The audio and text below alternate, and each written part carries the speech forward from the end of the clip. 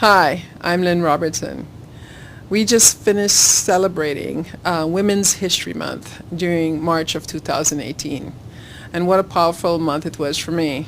I was honored to interview women who are currently in the media and those who have already retired from mainstream media on air. Among those was Belva Davis. She is still currently on the board of directors for the De Young Museum in San Francisco. And because of that connection, she was able to put together an event recently where she and Deborah Santana could introduce their book, All the Women in My Family Sing. And what a powerful collection of women they were. Among those that most impressed me was a young author from Sri Lanka who also grew up in Nigeria that talked about what lies between us. At least that's the name of one of the books that she's published. But on stage, she talked a little bit about having to make the choice to become a mother or not. And it resonated with everyone in the room. Among the authors also was Natalie Baszile, who wrote Queen Sugar. As you know, that's currently showing in a series on the Oprah Winfrey Network. Belva Davis spoke to her granddaughter in her rendition in the book that was promoted by Deborah, writing to her granddaughter and encouraging her to speak her voice, tell her truth, and to maintain her power. As a result of this episode of All the Women in My Family Sing, everyone in the room was empowered and inspired. Thank you for meeting with us today at this event to promote your new book. I wanted to ask you how you believe the messages of poetry and prose facilitates healing, especially for women of color, that need to be validated in today's America. We started the project just because of that, to validate women of color in the world, actually. And many women of color do not have the same opportunities to be published, to tell our stories, to share our stories, and to be in the public eye. And in the world of publishing, most people who work in that world identify as white. In the publishing industry, 79%, and as the editors in the editorial staffs, 82% identify as white. So that lens is the lens through which the publishing world works. Every aspect of this anthology was done by a woman of color. The cover art by the fabulous Fabiana Rodriguez, the graphic design, the editorial process, and all of the women, 69 of them, are all of color. All the Women in My Family Sing, just not saying the title quite right, but why that title? Quite a few years ago, after I published my own memoir in 2005, I was working on my second memoir, and I had a dream one night that a good title would be All the Women in My Family Sing. I'm biracial in my family. We have women of Mexican descent, of Japanese descent. We have a whole world of ethnicities, and I thought my next memoir would be titled All the Women in My Family Sing.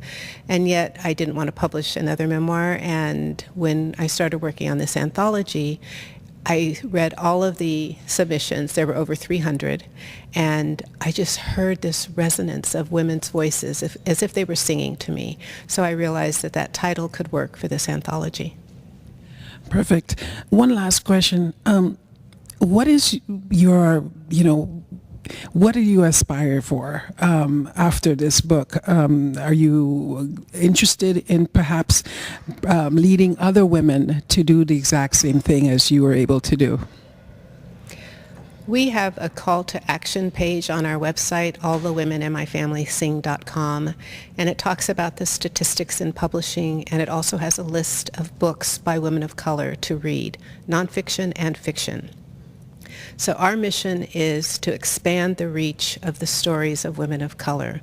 We want an inclusive society. We want an inclusive world. That's right.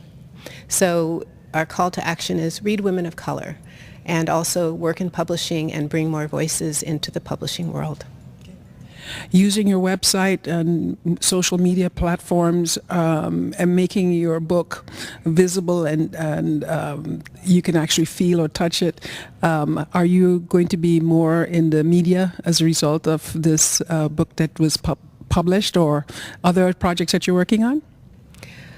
I am of service to this movement, and I will do whatever is needed to promote women of color being included in every aspect of leadership and power in our world. I was so moved yesterday by March for Our Lives, and I want more people to be active and to vote and to be in leadership and positions of power. And we can only do that by opening the platform so that all women can speak. I appreciate your service, and I keep up the good work. Thank you so much. Thank you. Nasha, it's nice meeting you. I'm so pleased to have you here as one of the women who can sing, and also chair of the San Francisco Arts Council. I wanted to ask you, between the two opportunities, where do you feel that you are promoting the concept of women in leadership roles, especially of color, today? Well, I'm actually with the California Arts Council. The San Francisco, I think they have an arts commission, and I don't know who the head is, but I don't want to take their credit from them. But I think that as an artist, first and foremost, the Arts Council and people who are in positions of leadership need to hear the voice of the artist, to have an advocate who really understands the kinds of issues that they deal with on a day-to-day basis in terms of their creativity, in terms of just how you make a living as an artist, and in terms of how you focus on activism in your social life, the kinds of messages that you want to put forth. I was a reluctant leader of the California Arts Council. I really didn't want the job because I have a 16-year-old son, because I knew it would be a lot of responsibility, but I felt like I had a calling, and I had quite a few people, colleagues across the country actually, who encouraged me to do this because of the dearth of women of color in leadership positions, the dearth of women in leadership positions, and just the need to have someone who has a voice and is not afraid to use it. As an artist, how do you, what forms of art have you used to express where you are coming from and what you want to mentor to other African American women especially? Well, my essay in the book is actually about my development as an artist, because I started as a child making art. I've always loved to draw and paint and make things, and I was encouraged by my parents to do so. My dad was an industrial paper maker. He, blue collar worker. My mother was a homemaker, but they believed in art, and they supported me and in my creative endeavors, by taking me to museums, by signing me up for art classes. I majored in art in high school and then in college for my undergraduate degree. And I've always been interested in, first of all, artists of color. I looked for people who looked like me when I was studying art, and I found it very difficult to find us, but I did. And that has informed my work quite a bit. My interactions with some of these artists who are living legends, people like Richard Mayhew, whose work is actually in this museum's collection, and who taught at Penn State, where I went to school. Now, I didn't study with Rick Mayhew at Penn State, but he was still very influential in my later development. I love the landscape. I've always been inspired by nature. But I've also been very inspired by travel and by the history of African Americans and Africans in this country. So it's kind of a combination of things. I love, like I said, to make landscape paintings. So I started taking photographs because the light changes constantly. And that led me to photography as an art form. And of course, with the digital age, that became a new tool for me. But printmaking and painting and drawing and photography, all are things that inform my art practice. Last question. Thought you were off the hook. I recently interviewed Anita Hill, and in her new role in Hollywood, in a leadership role, to support women in general. as a chair of California's Art Council, do you feel a need to also protect women or artists that may be facing similar situations in today's world? I don't know. I'm not sure what Anita Hill is doing in Hollywood, but I would imagine that she is an advocate for women and women's rights. I think that all of us have a responsibility to protect one another in terms of how we are compensated, in terms of how we are depicted, and also how we're represented. And so for me as a woman of color, that certainly would be at the forefront of my mind. But I think that speaking for all artists and all women and all people who are creative is more my job as the chair of the California Arts Council. Thank you so much. Naomi, I'm impressed that you are one of the women who can sing in the book that was published by Deborah Santana. But I'm curious to know a little bit more about your own publications and the message that you are giving and encouragement in form of a mentor to women of color. Mm-hmm. Thanks so much for having me on. So I'm actually a novelist, and I brought my books. My first book is called Island of a Thousand Mirrors. The second is What Lies Between Us. So my first book was about the civil war in Sri Lanka and two women going through that. My second book is about a woman who's committed a really terrible crime. And so I think that, and I'm working on a third novel right now, and the trajectory of my career and the sort of underlying passion behind it is always talking about what happens to women, what happens to women's bodies, what it means to live in sort of global patriarchy, which is what I think we live in, and the consequences of living in a female body, you know, which, you know, is really significant, and it plays such a big role on so much of our lives in a way that we are often not even conscious of. So these are the kind of things that I'm really interested in investigating and looking at. I've written years back about people of color trying to find legitimacy through literacy, and sometimes as a result losing their voices in that process. You grew up for a short period in a colonial environment, and I imagine as an immigrant you might have also seen similar type focus here in the United States. What do you say to individuals of color, especially, that may feel that their voices are being stamped out? Oh, goodness. It's so important for us to tell our stories, and we have so many stories that are still not looked at and are still silenced. You know, it's been generations and generations, hundreds of years of colonization or slavery or genocide in which Native cultures have been stamped out and the stories have been stamped out. So I think that it's incredibly important that people of color and women, marginalized communities like LGBT people, disabled people, these are all communities that have been actively suppressed and that voice has not been heard, the stories haven't been heard. So I feel like maybe this is a moment now where we start to hear those stories.